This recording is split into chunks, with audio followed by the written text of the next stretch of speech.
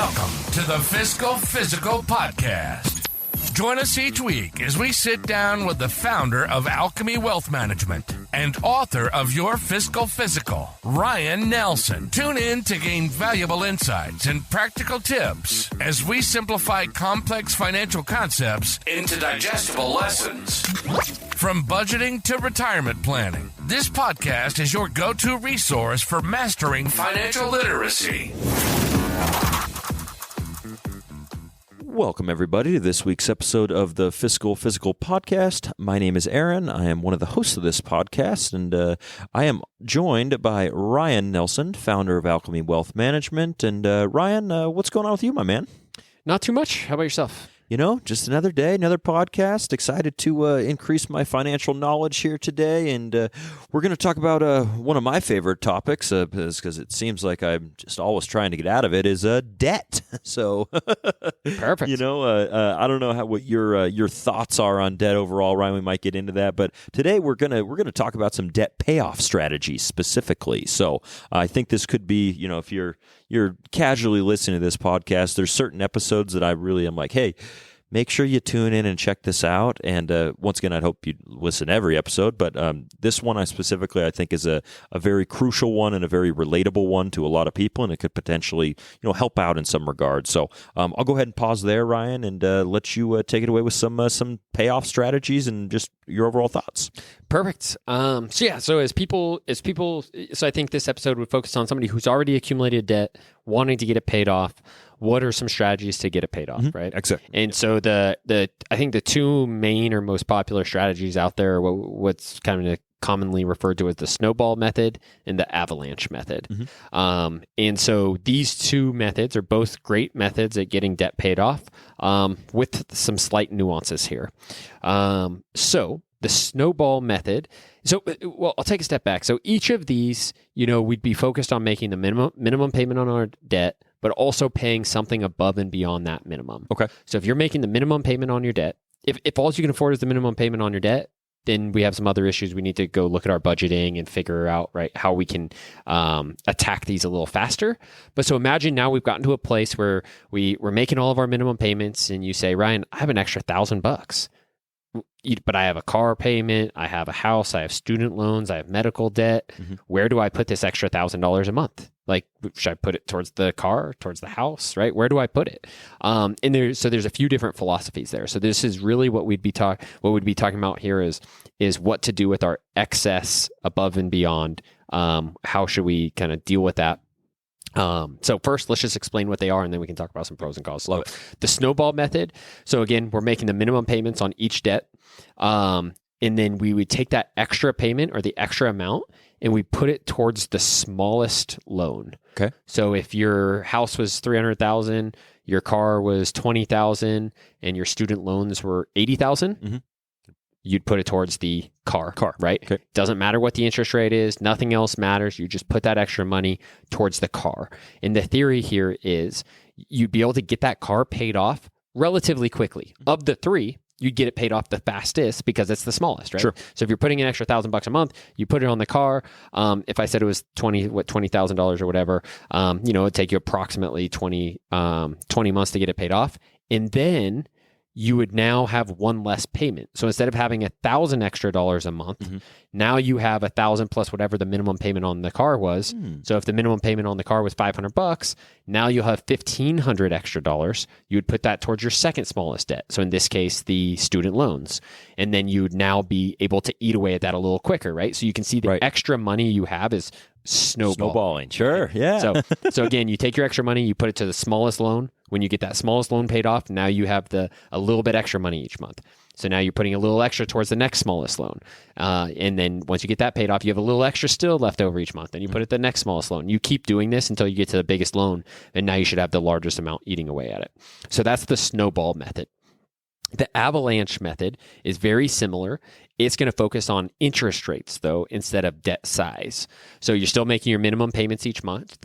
Now, though, you're going to take your extra money each month and put it towards the debt with the highest interest rate. Okay. So whatever loan has the highest interest rate, that's where you'd put your extra funds. And then when that's paid off, you'd move those extra funds to whatever debt has the next highest interest rate. Okay. Right. So where are these different? So again, Snowball, you're focusing on paying off the smallest debt first. Avalanche, you're focused on paying off whatever has the highest interest rate first. So we'll pause there. Any questions? No, that makes complete sense there as far as like the different. I'm just one random thought. I was like, it's interesting that these are all have like wintry connotations to them. like a snowball and an avalanche. I'm just like, all right, cool. But no, as far as how you described it, makes perfect sense. Cool, perfect. So let's talk about the snowball first. That's again the one where we're paying off the smallest debt first. So we're prioritizing debt size. So this is a perfect example. This is effectively like a psychological exercise. So as we pay off our smallest debt first, we can see our progress. It's easier to stay motivated. If you had, sometimes I'll talk to somebody that they may have taken out like 8 different student loans throughout their college career, right? Mm-hmm. And then they might have a car, they might have a house, they might have 3 different credit cards. And so there might be like 12 different credit balances that they're trying to juggle. Well, when you take this snowball method, and you start paying off that smallest one, it doesn't take you too long to pay off the smallest one, and you see some progress. Yep. And then you can start paying the second smallest one, and you can pay that one off a little faster. And you start to see this progress, and so emotionally, it can help you stay motivated. It's like, man, I had 12 lines of credit. Now I'm down to 11. 6 months later, I'm down to 5. 6 months later, I'm down to 3. Now, those last couple, they may be really big and they may take a really long time, but you could get some momentum here and you could, again, kind of feel those rewards, right?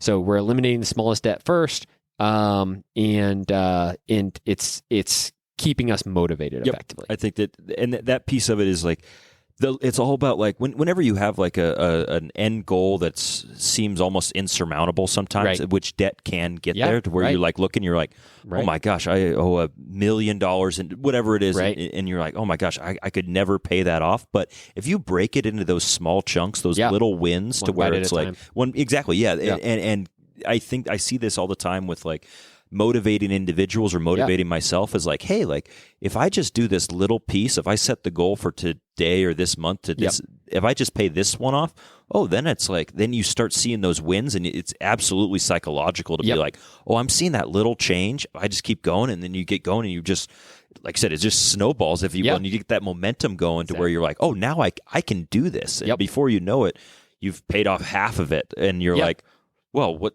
I just did that in this last year. Like, why couldn't I just finish it off, if you will? So, just my thoughts on that. Yeah, 100%. So that's the snowball method. That's kind of the pros of it. It's those psychological wins, right? The con of it, though, is you might end up paying a little more in interest than the avalanche method that we're about to talk about. So the avalanche method, again, we're focused on paying the highest interest rate first. So you don't care about balances or anything. You just look at what debt has the highest interest rate and attack that first, right? And so, in this scenario, if you had like 8 different student loans, a house, medical debt, a car, and maybe the house you owe $400,000 on it, if that happens to be your highest interest rate, you'd be putting all extra funds towards that house. Mm-hmm. You can imagine it may be a long time until you see a win, a quote unquote win, right? But you're tackling the one with the highest interest rate. And so again, the avalanche is focused on interest rate. And so this solution sort of looks great in the spreadsheet. Sure. So eliminating your debts, or eliminating your high interest debt is like quote unquote the spreadsheet answer. It is the most financially wise decision to make, right? Now we know a lot of our decisions with our finances are not just purely financially driven, right? Mm-hmm. We are humans. We need to take into account the human element as well. And so if you are an individual who knows like, if I'm making debt payments on this thing for 5 years and not seeing any progress, I'm going to get demotivated and stop. Well, then you'd be much better going with the snowball method, feeling those wins, getting going. Yeah, you're going to pay a little more interest over time, but honestly, who cares? It was a strategy you could follow through with, stay the course on, right? Yep. Oh, yeah. And that's what's far more important. So the avalanche method is going to be sort of the better option for like the spreadsheet, right? Mm-hmm. But it can be more challenging to stay motivated.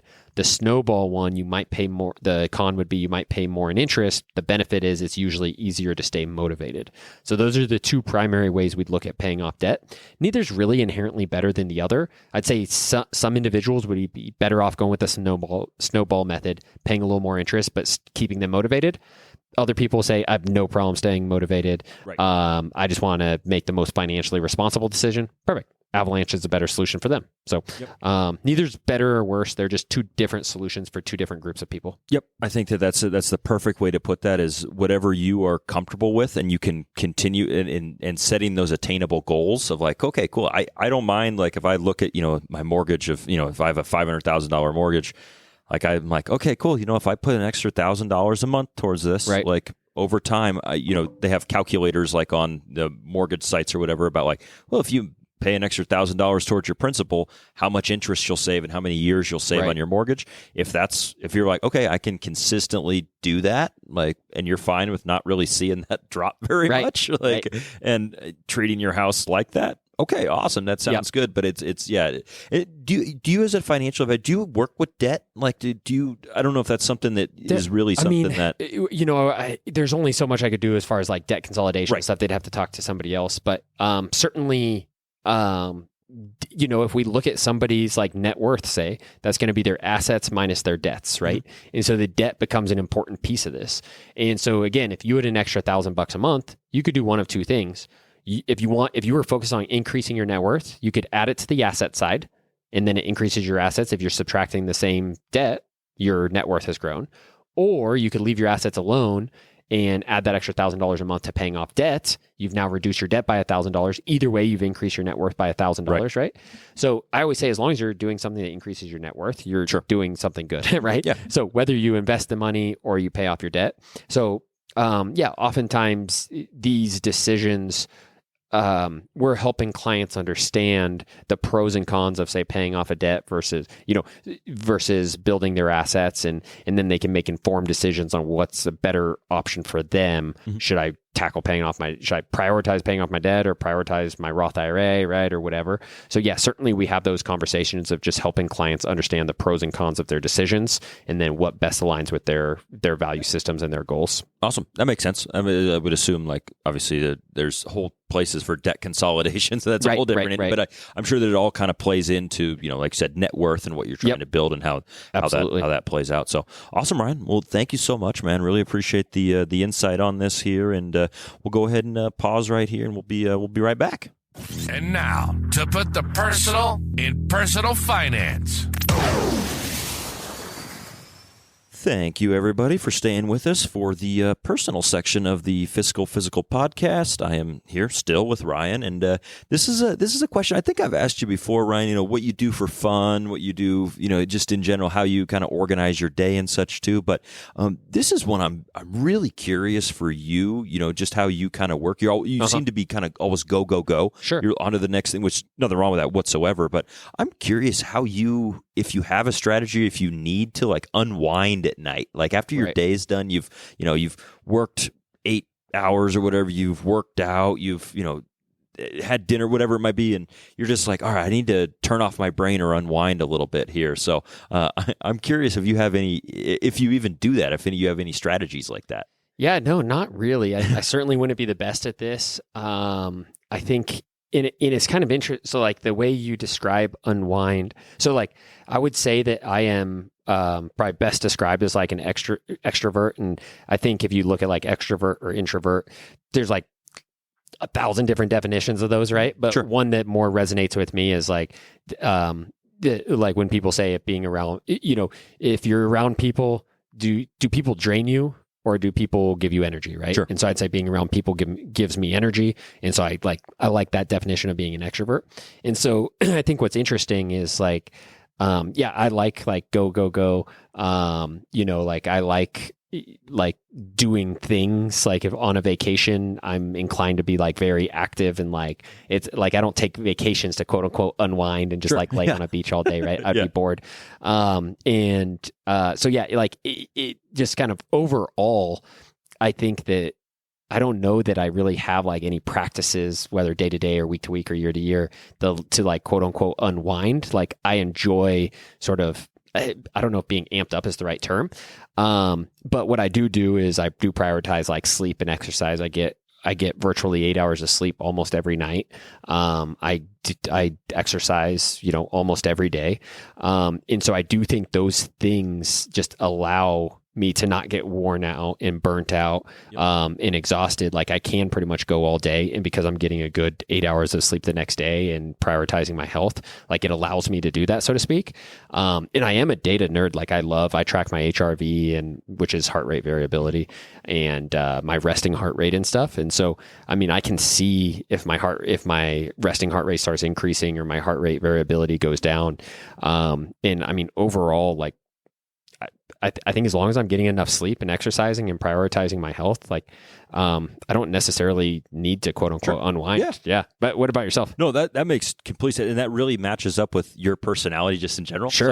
So I was wondering if that was the case, if like, and you make a good point about like, do people drain you or give you energy? Yeah. And for myself, it's one of those things that, I just find myself like I feel like sleep is just huge. Like I feel like it is just it's a priceless commodity that I really can't and I just have really put a really big emphasis on. Especially I have almost a year-old son at this point at home, and he sleeps great, but he didn't always sleep great. Right. And like the when you lack sleep, you can just see what it does to like your body in general. Absolutely. And so I think that I also agree that it's not specifically like I don't have a routine where I wind down at night. I don't watch like a TV show or listen to something specifically, but I make a point to like, I like to eat dinner, and then I like to rest a little bit, whether I'm like doing something. I'm always doing something. I'm reading a book or whatever it might be, but I'm always like, all right, cool. Like 8:30, 9 o'clock rolls around. I'm like, I need to get to sleep. Otherwise I'm not getting my 8 hours of sleep overall. So I think that just having a routine that you stick with that specifically prioritizes sleep and exercise, like I think is the best way that you can keep going. Yeah, like overall. Absolutely. So I feel like we're similar in that case. I probably am a little less active, I would say, in that case, but I still think that the priorities of having those two things in your life are the biggest piece versus like, watching a show or doing a meditation or something like that before. I'm like, if you just get your 8 hours of sleep and it's good sleep, then you can really continue to function at a high level. Yeah, I love it. And I notice, I think maybe our next episode then can be on sleep and heart rate variability and resting. Sure. I noticed for the physical, we've done a lot of physical. We haven't done much physical. There's been a real lack of physical there overall. It's we'll have to incorporate that in some capacity there. Really get into the data of that and how that affects your net worth. So exactly. I'm sure there's some studies out there. But there actually are a lot of stuff about like sleep correlations between sleep and net worth and sleep and annual income and stuff. It is interesting. Yeah. Oh, well, maybe we'll have to dive into that. Maybe. But, anyway, thank you everybody for checking us out here, listening to us, bearing with us, and really appreciate all the, just the support that we've gotten for this here, and hope everybody learned something today. And Ryan, I'll go ahead and let you play us out. Yeah. Thanks so much. As always, stay the course. Thank you for joining us for the Fiscal Physical Podcast. Until next time, happy listening. And as always, stay the course. If you have a question or topic suggestions, please email us at podcast@alchemywealth.com. If you enjoyed today's discussion, subscribe to the podcast to ensure you never miss an episode. And consider leaving us a rating and review on your favorite platform. This helps other listeners like you find the show. For more resources, you can visit Alchemy Wealth Management's website at www.alchemywealth.com or find your Fiscal Physical, the book, on Amazon.